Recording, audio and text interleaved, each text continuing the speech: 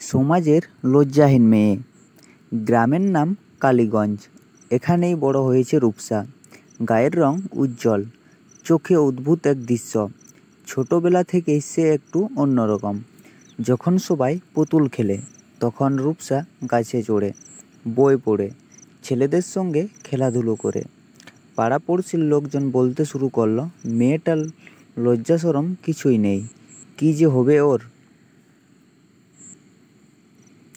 বয়স বাড়ালো, রূপসার এখন কলেজে পড়ে, ছেলেদের সঙ্গে বন্ধুত্ব করে, বাইক চালায়, রাতের বেলায় লাইব্রেরি থেকে ফিরে। সমাজের চোখে সে একজন লজ্জাহীন মেয়ে। কিন্তু রূপসার লক্ষ্য স্পষ্ট, সে একজন সাংবাদিক হতে চায়, সত্য প্রকাশ করতে চায়। একদিন সে রিপোর্ট করে গ্রামের এক প্রভাবশালী চেয়ারম্যানের দুর্নীতির বিরুদ্ধে। আবার গ্রামের হইচই পড়ে যায়। মেয়েটা তো বেপরোয়া, নারী হয়ে পুরুষের মতো কাজ করছে। কিন্তু রূপসার প্রতিবেদনের জেরে চেয়ারম্যান বরখাস্ত হন।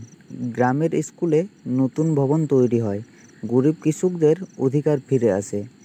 তখনই কিছু লোক বলে, আসলে মেয়েটা সাহসী, ওকে আমরা বুঝতে পারিনি।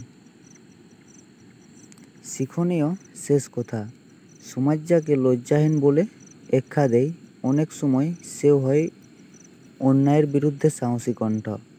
রূপসার মতো মেয়েরা যদি লজ্জা পেয়ে চুপ করে থাকতো, তাহলে হয়তো অনেক সত্য চাপা পড়ে যেত।